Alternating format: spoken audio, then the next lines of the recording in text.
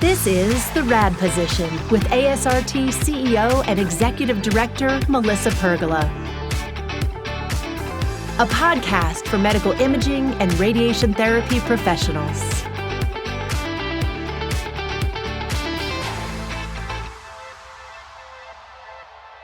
Hi there, and welcome back to the RAD Position podcast. I'm your host, Melissa Pergola. And I'm her podcast partner, Ray Arambula, joining you virtually today. And thank you for listening. Please subscribe so you can get notifications about new episodes. And Ray, today we are so excited about this episode, right? We are very excited. We have some amazing guests on our show today. Yes, we are here with Leslie Winter, CEO of the Joint Review Committee on Education in Radiologic Technology, and Liana Watson, the CEO of the American Registry of Radiologic Technologists. Also, we have a bonus segment today where I'm going to talk to Steve Hardy, the Chief Operating Officer for the ASRT Foundation, and we're going to talk about a really cool meeting that is happening with our corporate partners. We'll be right back after this short message.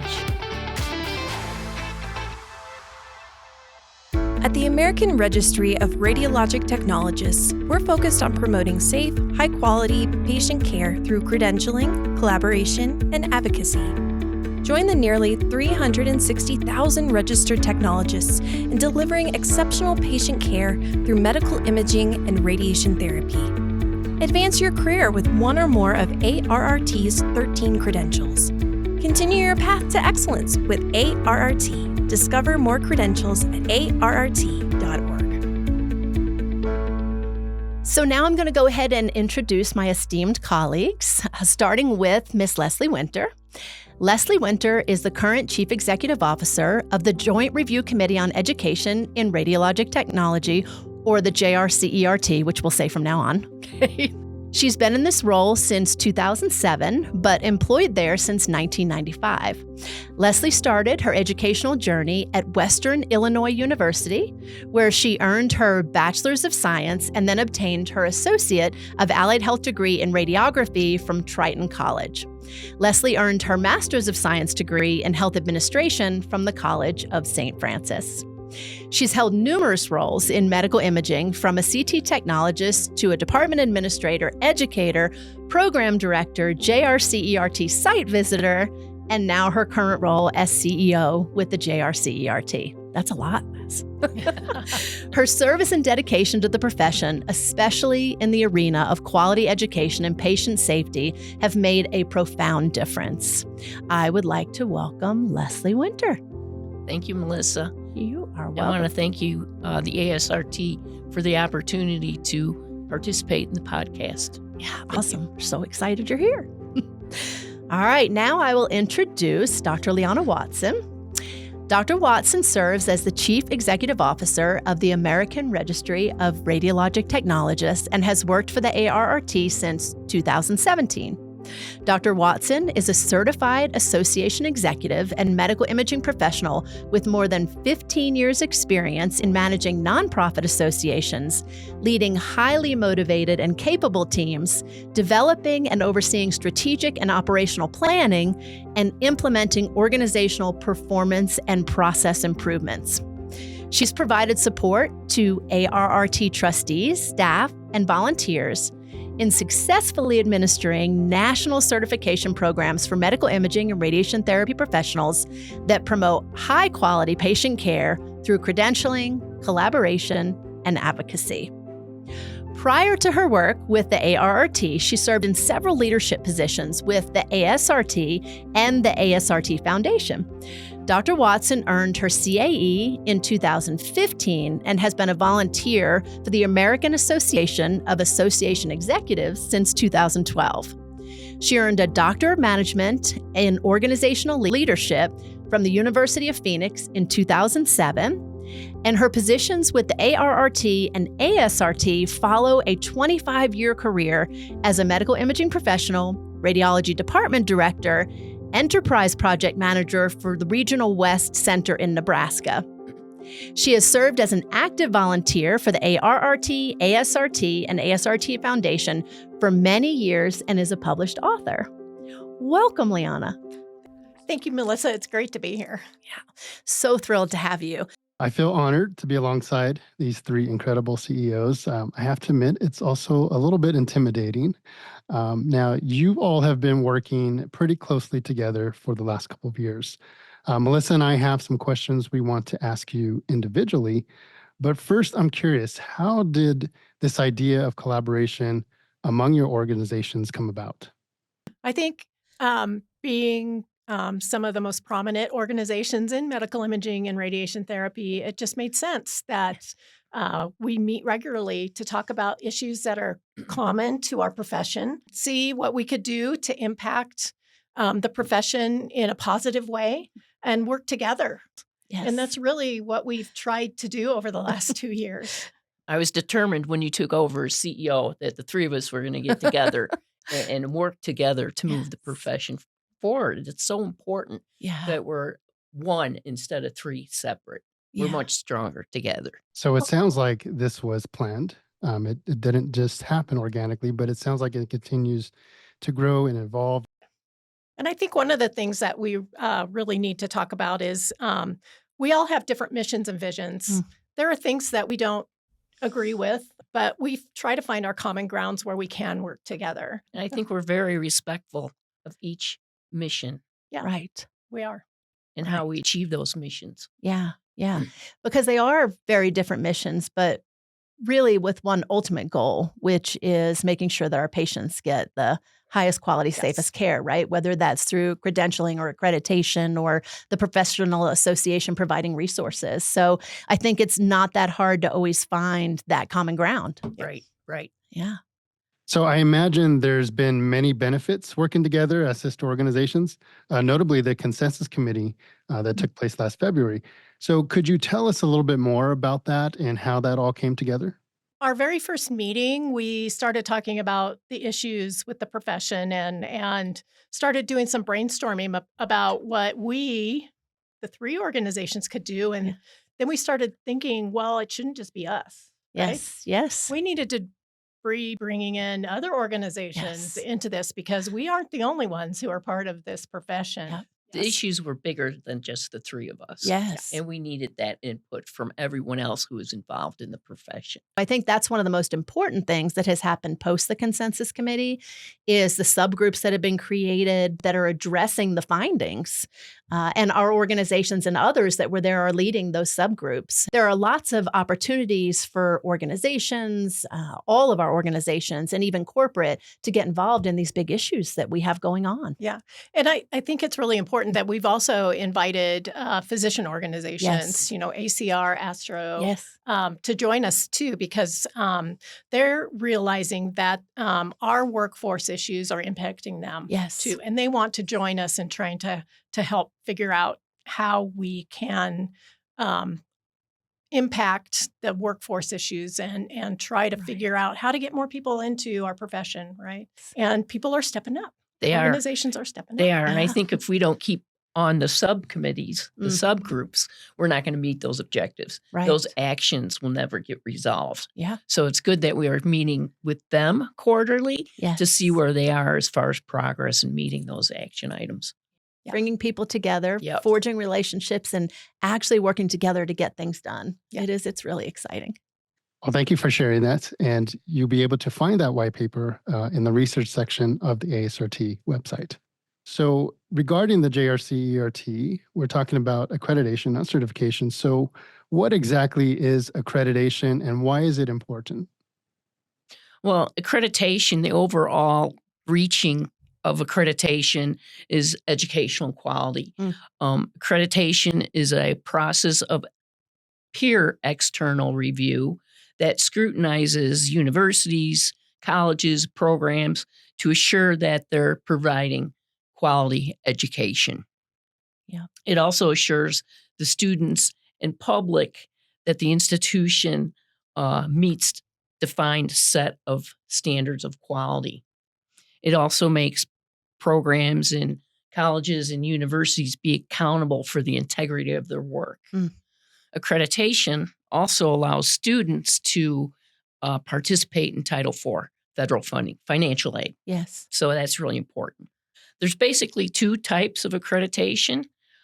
There's institutional accreditation, where the institutional accreditor looks at the university or community college as a whole. Mm-hmm. And then there's programmatic accreditation, where that accreditor looks at programs within an institution or a college, such as radiography programs or radiation therapy programs. Mm-hmm. So the JRCERT is a programmatic accreditor. We accredit programs in radiography, radiation therapy, magnetic resonance, and medical dosimetry. We have over 700 programs across Wow. the country that we're responsible for. Wow. So it's a big job. So how does the JRCERT assure quality education? Mm-hmm. It's an important question. So we do have a defined set of standards. Actually, we have a set of standards for each of those disciplines. And they differ a little, but not greatly. And periodically, a program must submit a report to the JRC. Mm. And that's what's called a self-study report.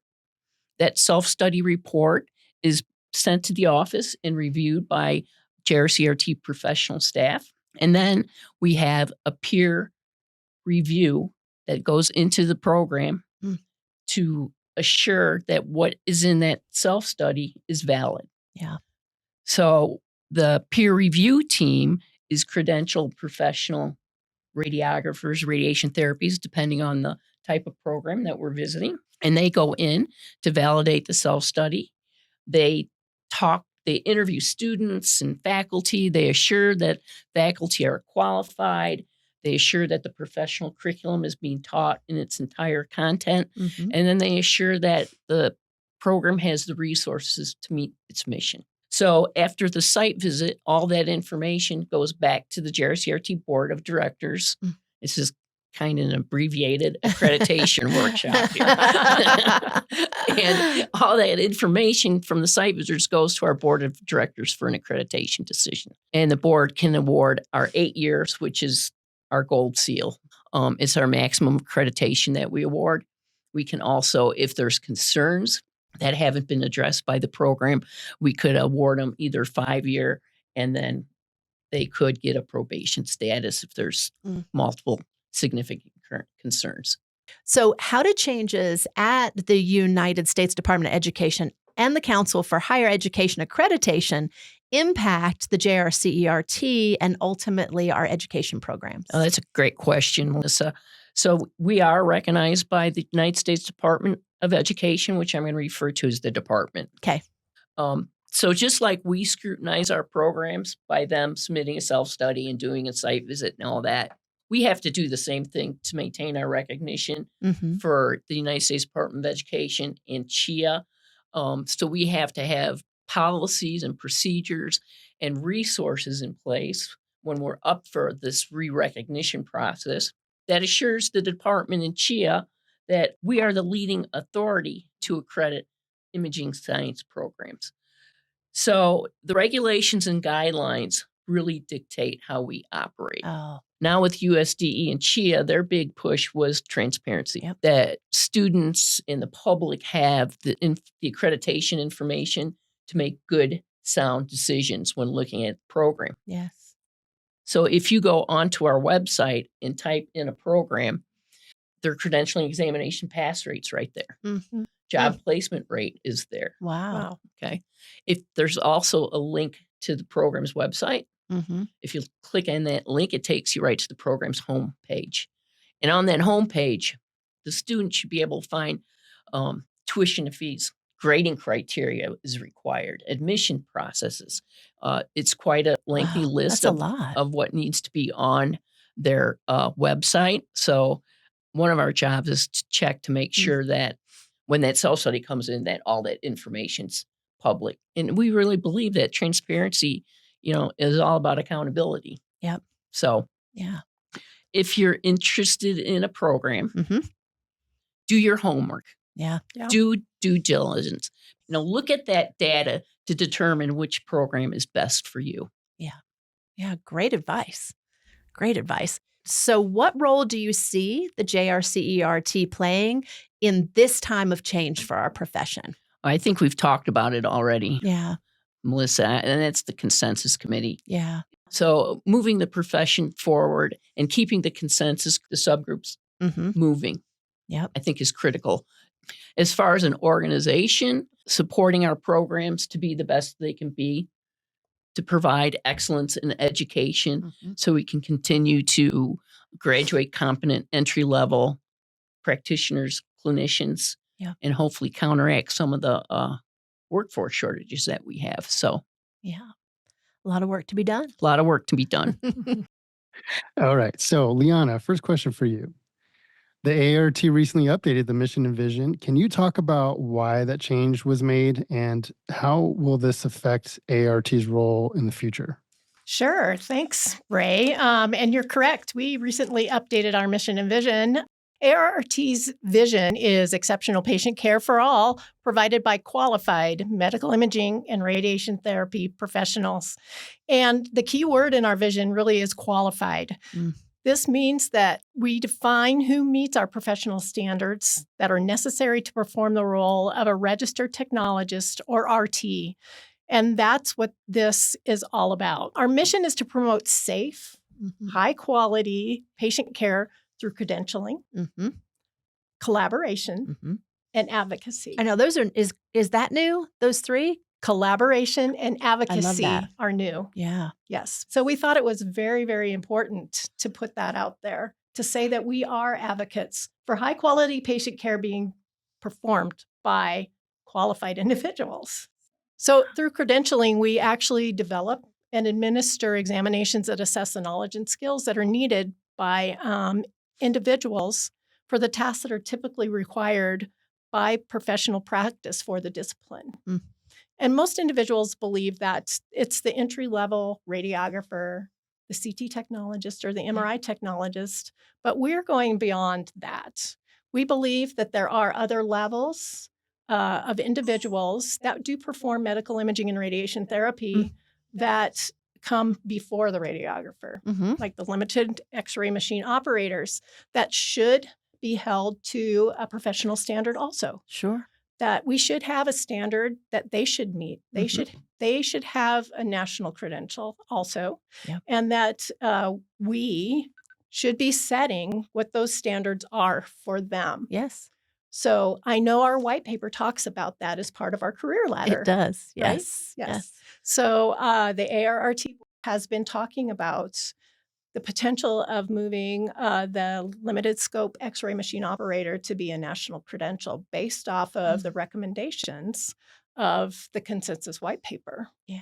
So, And so for those who might not know how it currently works, and I'll ask you to talk about this, but currently some states have limited X-ray machine operators in their laws, right? And many of those states then contract with you currently, but they control, you tell me, set scores, requirements. Yes. So this would be different. yes. This would be ARRT setting standards. Yes. And Yeah. okay. Yeah. One of the issues that we have with the current system is those individuals are not allowed, if they are a limited scope X-ray machine operator in one state, if they move to a different state, they have to start all over again. Yes. They're not recognized as a limited scope operator No in another reciprocity. state. No reciprocity Huh. because the standards are so different state to state. Yes. So that's one of the issues we're hoping we can alleviate. I hope by it doing comes to this. fruition for you, Liana, because those programs, if they're some aren't really programs when they're a week long, but they need structure. Yes. They need structure. Yeah. So, and accreditation standards would really help in that area also. So There we go. It's on. We're just waiting for you, and it's on our. And of bucket course, list. we already have a curriculum for the Right, limited X-ray right. machine operators, and they're already a member group for the ASRT. So Yep. that would be all of the other pieces. Yep. You know, we do have standards out there. Yes. We have not had anybody come on board as of yet. We've had a number of inquiries, So that's good. but no one has jumped. And we see this actually as a way to actually get more people interested in our profession. Mm. This is kind of a way Oh. for them to dip their toe in, right? Right. See, Working on well, that pipeline that's issue right. too. Maybe this is a way to see if this is something I really want to do. Yes. And if they really love it, there may be a way for us to do a bridge between Yes. the limited scope X-ray and radiography without them having to Right. go clear back to school again, Yes. start all over again, Yes. right? Yeah. I mean, we need to be thinking outside of the box Yeah, to we try do. to impact our workforce issues at this point in time. So, And the technologists out there need to understand they're taking jobs that they're not going to want. right, Mm. they are. Yeah. You don't go through, the time it takes you to get through to be a radiographer and want to work in a emergency care clinic. Right. Right. Yeah. And the same fears were experienced by the nursing profession years Right. ago when CNA came and LPN, and all these years later, they're seeing that they didn't take the nurses' jobs, and there is a role to play in that pipeline. Yeah. It's interesting. It's also an opportunity for the ASRT affiliates, our state affiliates, because we have one state in particular. I know Mississippi has done a good job of sort of owning the limited X-ray machine operator in their state, and they provide all of the continuing education for them. So it's even an opportunity for our affiliates for membership and maybe a revenue source with continuing education. So it's we're always trying to figure out ways to help our affiliates get bigger and better because we need them.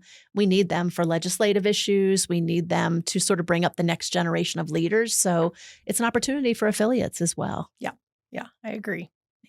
So that's a lot of information, Liana. We appreciate that. But it sounds like there is a lot going on, and to that, it seems like you guys launched a new video series called Discover ARRT. Can you tell us more about that? Sure. This past fall, we did launch a new video series called Discover ARRT. And the goal of this series is to give our educators valuable insights into ARRT and to equip them with the information that they need to enhance their effectiveness in their roles as the connectors between ARRT and our students. So all of the videos are pre-recorded and they're hosted on ARRT's YouTube channel, which is at the ARRT. And the videos are available on demand, so the viewers don't have to log in at a specific time or dates to access them. And they are available so they can watch them multiple times if they need to, because some of them are kind of intense. So to date, we've launched 3 videos. So we have an introduction or promo video that really is an introduction to what the Discover ARRT video series is. And then we have another one that kind of runs our educators through what the Pearson VUE process is. So Yes. Pearson VUE is the testing center that we use for our examinations. And there's a lot of things that the students have to do to get their examinations scheduled with Pearson VUE, and what happens if they can't make their appointment and how they walk through that process and all of those kinds of things. So we have a video that helps the educators learn more about that process so they can help their students through them. We also have another one that introduces educators about how we determine what our passing scores are, which is all about psychometrics. Yes. And I don't know about you guys, but that's a really involved process and really confusing. But many people probably don't understand that it's our exam process is really involved, and it's all done by volunteers. Yes. Actually. We have subject matter experts, registered technologists that meet as groups that write exam questions, that pull together our exam forms. They're the ones who actually do what we call standard settings, which is what determines what our pass scores are. So it is registered technologists, not ARRT employees who set all of those parameters for the examinations. Yeah. So we have a video that talks about that whole process too out there. The topics for these videos actually come from the educators. So if you're watching the videos, keep giving us ideas. Put them down in the comments. That's where we're getting the ideas. We actually do surveys of our educators, and we get ideas from there also. So educators who are watching this, please give us more ideas. We want to help you help our students, and we want to help you be better educators. So keep giving us ideas. You made an interesting comment. Volunteers. Yes. Oh my gosh, they're so critical to the success of all of our organizations. Yes. We couldn't do site visits without volunteers. Right. Test writing and the House of Delegates, all Yes. volunteers. They're just such a critical Yes. part of our success. All right. Well, I have learned a lot, and it's awesome having you both here.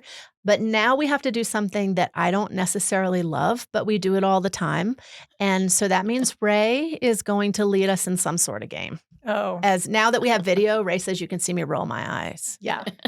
Go ahead, Ray. A game. It's a fun game. And we're calling this game Rapid Fire Collaboration. Oh no.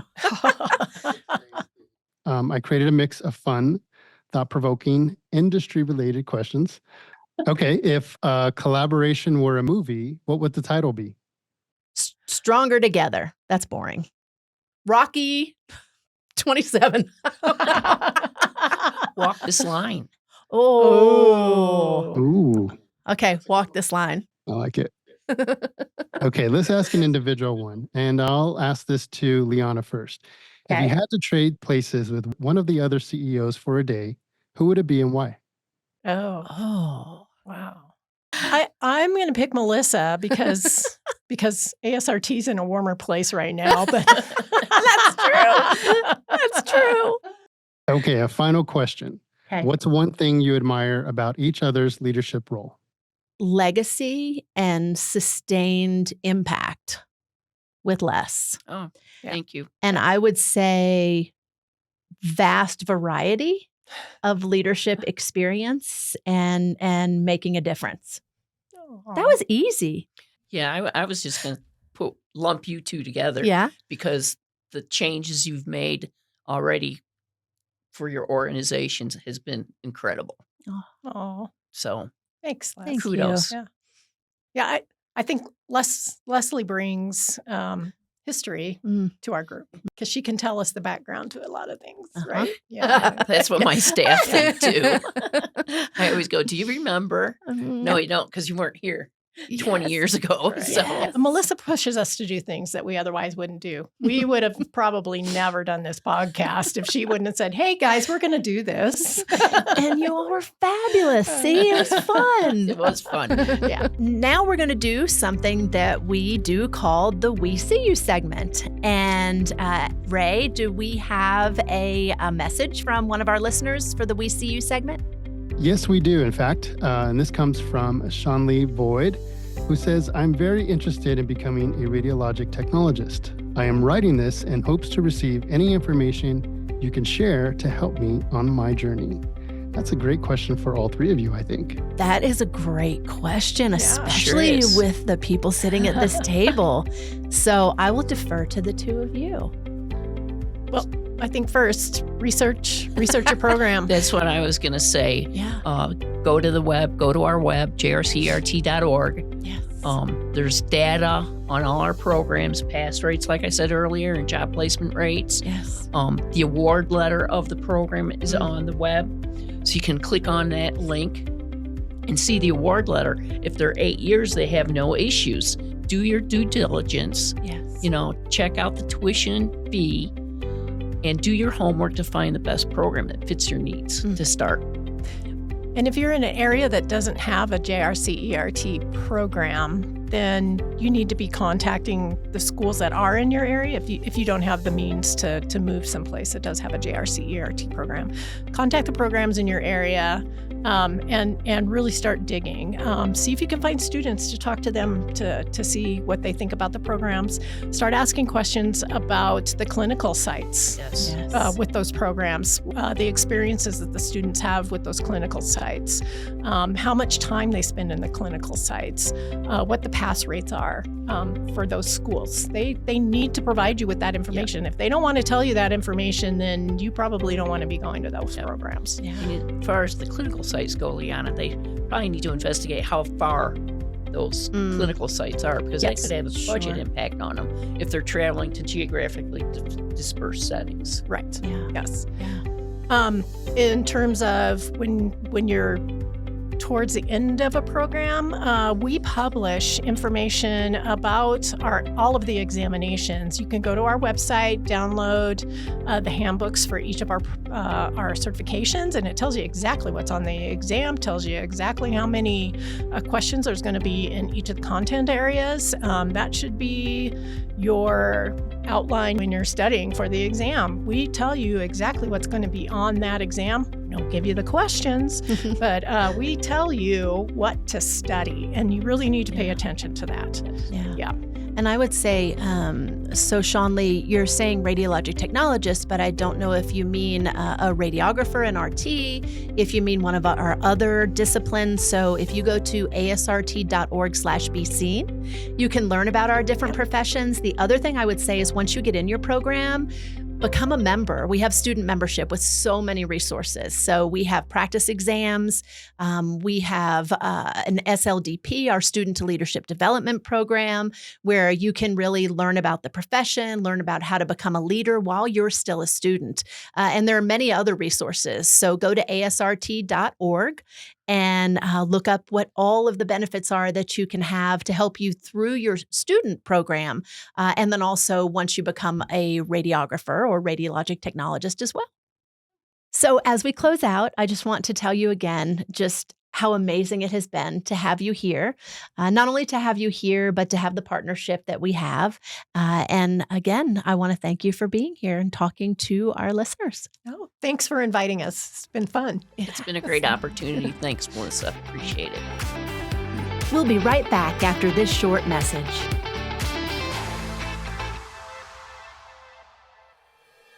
ASRT members, it is time to take action. Cast your votes in the ASRT election for both the annual ballot and the special ballot. Vote for the candidates who will impact the ASRT and the profession. Please visit asrt.org/vote to cast your vote. It will take you less than 5 minutes. You can vote for candidates in each category or only those that matter the most to you. Be sure to vote before March 4th at asrt.org/vote. Have your voice heard. Now we're pumped to be talking with Steve Hardy.